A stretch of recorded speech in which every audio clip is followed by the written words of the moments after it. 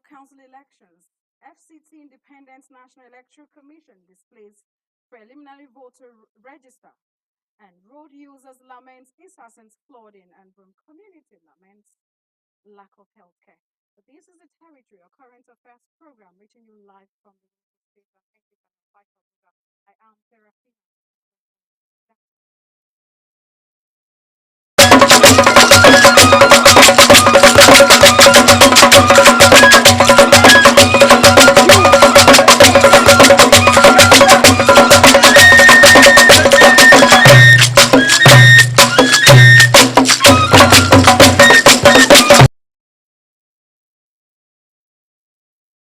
In preparation for the forthcoming area council elections, the Independent National Electoral Commission in the Federal Capital Territory has commenced the display of preliminary voters register in all 62 wards, 62 centers across the FCT. The exercise is aimed at enabling eligible voters to verify their details and make necessary corrections or raise alarms where required. The display of the preliminary voter register is in line with Section 19 of the Electoral Act. The exercise provides an opportunity for claims and objections by eligible voters. We generated the list of every intending voter, and that's what you have displayed on the screen, displayed here. So we want the intending voters, those who have registered, to come and check to confirm the correctness of their details. We also want people to come and know those that we are actually adding to the register of voters for the FCT. So they should come check, and if there are objections to be raised, they can raise the objection to the inclusion of certain persons in the register of voters. Administrative Secretary, INEC FCT, Bimbo Oladujoye, is urging prospective voters to take advantage of the 7-day window to visit designated registration centers, verify their details and raise objections where necessary. For this, then INEC would run what we call the deduplication. We'll deduplicate the register, remove those who are multiple registrants, and then we'll now finalize the register. So 30 days to election, INEC will now issue the register to political parties. INEC officials are stationed at all registration centers across the 62 wards of the FCT, attending to voters daily from 9 a.m. to 3 p.m. The display of the preliminary voter register runs from Friday 17th October to Thursday 23rd October 2025. In Abuja, Ifoma Ojinta, NTA News. Motorists in the Federal Capital Territory are facing increasing frustration due to heavy traffic congestion caused by articulated vehicles during peak hours on the ever-busy Nyanya and Kubwa Expressway. The presence of these trucks at designated hours not only slows down traffic, but also pose significant risk to road users. Hawa Gimba tells us more on the growing trend. An articulated vehicle isn't just for anyone. It's a job for the matured, the brave, and most importantly, the certified. Why? Because these aren't your everyday sedans. They are beasts on the highways, long, heavy, and unforgiving in the wrong hands. So when you see a fresh-faced driver, barely in their 20s, gripping the wheel of a cement-loaded truck, it raises more than just eyebrows. It raises serious concerns. Now, we are talking accidents, 4 every single day on average, involving trailers and tankers. And according to analysts, a troubling number of those are traced back to younger, less experienced drivers. Now, let's take Omolade Ademola. She's 22 and a truck driver. To many online, she's a sensation, brave, fearless. Some even call her a heroine. She's been behind the wheels of articulated trucks for 3 years now, navigating Nigeria's highways from state to state, hauling cement loads like a pro. But not everyone is cheering. To the Federal Safety Corps, it's not about what a man can do, a woman can do better. It's about what the law says. She's just 22, which is far from the qualified age to drive articulated vehicle. He never even learned how to drive smaller cars, which is an indication that he has failed the first test. of going through the first either private or commercial smaller cars before you can even apply to drive articulated vehicle. And thirdly, it does not belong to any association, and so neither can we say he's been able to go through proficiency test before seeing such a person. So what we are celebrating there, I would rather call it a disaster. Omolade's story isn't just a gender headline, it's a window into a bigger issue. Young, underage, and often uncertified drivers commanding giant machines that can kill with a single mistake. And while Omolade may appear confident behind the wheels, road safety experts warn that one confident driver doesn't erase the risk posed by many reckless ones. We need the collaboration of all the road users on all Nigerians, that anywhere we see this kind of incident, just like it's being brought to the fore now, it should be a joint effort. Subscription, letters and likes online won't fix this, but stronger enforcement, stricter certification and accountability might, before the next deadly mistake makes the news. Oyeyemi Ajayi, NTA News. Many thanks, Oyemi Ajayi. That was actually a special report on underage driving. Moving on, Broom community, nestled under the Abuja Municipal Area Council and blessed with rich deposits of titanium, tin, and tantalite, tells a story of contrast despite its natural wealth and civic engagement. Through 3 polling units, residents grapple daily with the absence of basic infrastructure. Electricity is a luxury. Potable water remains out of reach. Road networks are in despair. And not only that, the primary healthcare facility struggles to function. Well, see the report I brought back from this community.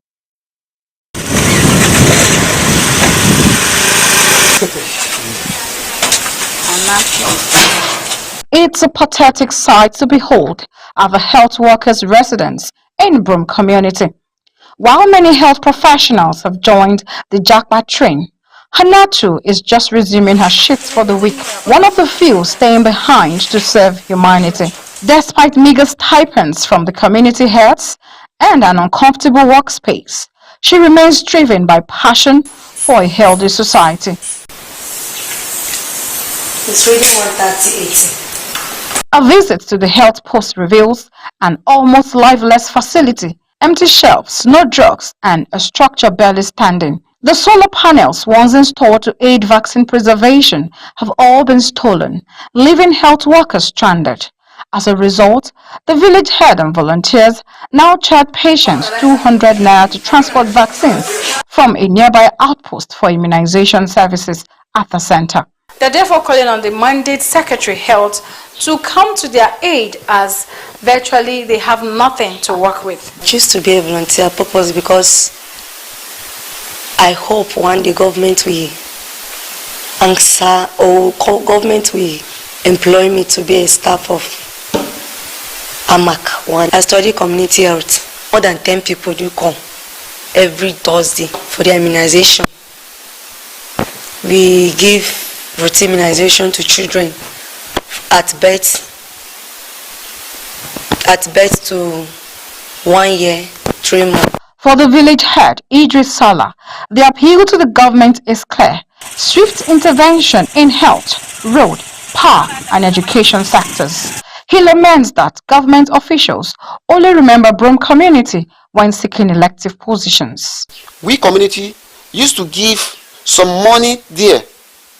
Then they should buy drugs and use it. If there is gain there, they should use the gain and pay the volunteer. But up to date, if you can see the clinic is going down. We went to AMAC the other time. They said there is no staff on ground. The time of election, we used to vote. And when the time of campaign, they used to come. Then we just see them, they will see us. But after finish voting, when the person got to the seat, we will see him again. we appeal they should try and bring the light for us in this community. In Abuja, Seraphine. Here is another compelling story from the outskirts of the Federal Capital Territory. Resilience, tradition, survival. In Lugbe, a satellite town along the airport road corridor, lies the only abattoir in the area, one that has become a major hub for the production of cow skin, popularly known in Nigeria as pomo or kanda. Our correspondent Kama Kama visited Lugbe Abattoir, where he reports on the people, the process, the processing, and the pressing challenge facing this local industry. In the heart of Lugbe, tucked just off the busy airport road after the Catholic Church junction, the air is thick with smoke. Not from traffic, but from firewood used to roast freshly skinned cow hides. This is the Lugbe Abattoir, a bustling center of activity where cow skin or pomo is processed daily in large quantities to feed thousands across Abuja and beyond. Once considered a poor man's substitute for beef, pomo has grown in popularity not for its nutritional value, which experts say is minimal, but for its texture, taste, and cultural relevance in variety of Nigerian dishes. We are roasting cow skin with firewood and with engine. If you take a look, so we are not using tire and other thing that is not good for human being health. So we normally do our own things in a very hygiene and clean. Roasting with tires, a once common practice condemned by health officials, is now frowned upon here. The butchers say they've adopted safer, more hygienic practices passed down from generation to generation. But despite their efforts, infrastructure remains a major challenge. The road leading into the abattoir is in poor condition, and many sections of the market are in due need of renovation. Here is the best abattoir in Abuja, both in neatness, both in everything. We don't use tire here. We use normal firewood, as you can see. So for neatness, here is the best. We do clean up almost every Saturday here. A lot of abattoirs are coming to learn from us. We are even taking our boys to go and train others from other abattoirs, because we don't believe once government say that they restrict us and there is a danger in using tires, we avoid it totally here. With traders from across Nigeria, Hausa, Igbo, Yoruba, Gwari, and others, the Lugbe Abattoir is a melting pot of enterprise and ethnic unity, thriving on shared goals and daily labor. Beyond commerce, the market also plays a critical role in ensuring food security, especially for low-income earners who rely on affordable options like momo. The FCT minister has to look into this place and intervene and see how revenue can rise into the government, because this place we are here for the purpose of government. People are benefiting a lot. We do everything humanly possible to see that they get the right thing, not the wrong thing. And to add it more, for us to satisfy the resident of FCT, definitely we need an emergency backup from the government. As the year ends, festivities approach, so does increased demand for meat and meat alternatives. Stakeholders here say with just a little support, the form of infrastructure, basic amenities, and access to funds, Lugbe Abattoir could transform from a rural market into a regulated revenue-generating food hub in the FCT. For now, these butchers keep the firewood burning, keeping tradition alive, and feeding a city one pomo at a time. From Lugbe Abattoir, Kama Kama, NTA News. Many thanks, Kama Kama. But as a matter of urgency, I think the health secretariat needs to do more in terms of sanitation at abattoirs. Well, this is a territory. I'm going on a quick break, and when we return, more stories across the length and breadth of the territory. So stay with us.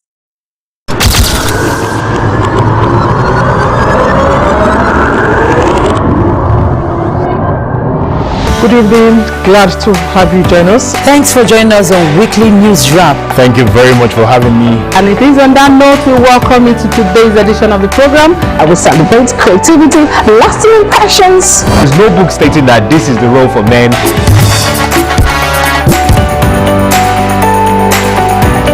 On the news. On the news at 7. The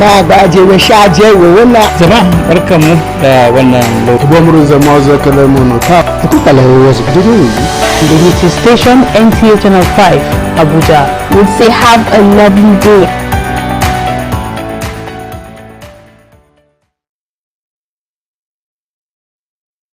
And welcome back.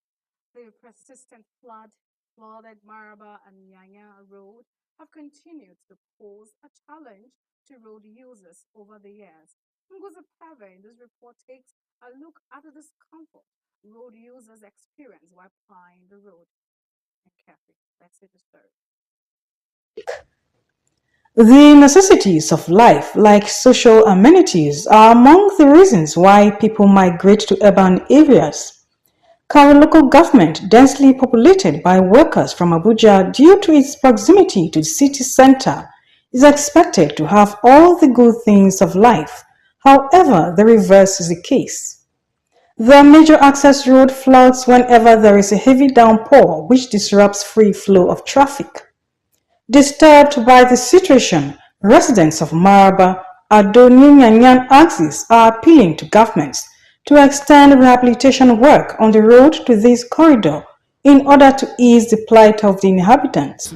We are appealing to the government to hasten the construction of the road. So the police government to come and help us do this road so that our customer can enter and buy market from us. What is really affecting us in this Maraba road. So in fact we are begging government to come and help us, because it's really been a terrible experience on this road, especially when it rains. You understand? Because especially this spot where you are seeing there, the building material, the road is terribly bad, and fixing the drainage has been the major issue. Director General, Nasarawa Waste Management and Sanitation Authority, NASWAMSA, promised to frequently evacuate waste around the area to allow free flow of water in the drainages. We have engaged the services of our trucks and some of our staff to attend to all collection points within the road corridor, so that the road and everywhere will be clean. For residents of these areas, a smooth motorable road is one of their major challenges. Nguse PV, NTA News. Many thanks, Nguse. Residents of Maraba in Nasarawa State have appealed to the federal and state governments to address the lack of public conveniences, which contributes to poor hygiene and open defecation in the area. Christia Yagwa Adaji reports that the plea highlights the community's need for proper public toilets to improve public health. There is a pressing need for more public conveniences in the Maraba axis, which provides accommodation to a high percentage of the people that ply their trades in the FCT. Due to its population density, insufficient private facilities and the lack of adequate public sanitation have led to open defecation that could significantly result to contamination of disease such as diarrhea, cholera, typhoid fever, among others. The lack of such public facilities in the area has provided opportunity for some people to erect conveniences for commercial purposes, depending on the need of the individuals. Honestly, we are getting patronage because this is the only public toilet around this area. Residents, however, appeals to both the federal and state governments to urgently address the situation, as that will improve their overall well-being. My report to the government is to help advise them to have a toilet or a bedroom channeled into a soakaway. That would be preferable than, pissing or urinating anyhow, channeling it to the gutter. We beg the government to help provide public toilets because we always go to the bush whenever we are pressed. We need a toilet this around the area because if you want use yourself, you know say anywhere we go use yourself. You just go up for Abuja. Sometimes they'll be going up and down, way to pass out, they'll find it very difficult. So we now have a cry with the government so that if possible government can do something about it. Public toilets. When contacted, the chairman, Karo Local Government Council, Barrister Abubakar Madaki, says efforts are being put in place to address the situation. And we are working hand in hand to make sure that even the existing ones are well maintained, because you can see channels where they will be leaking and the rest of them. My public health department have asked them to work hand in hand with the National State Waste Management for care and protection and sensitization of members of the public. The residents are hopeful that government will match its words with action. From Mararaba, Karo Local Government Area, Christy Ayawa Adaji, NTA News.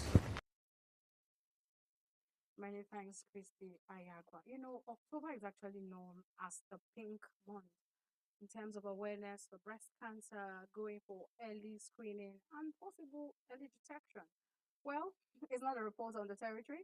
It's a program coming up shortly, immediately just after now. So do stay with the Unity Station for more insightful programs coming up shortly. I am Serafina Okon from Good afternoon.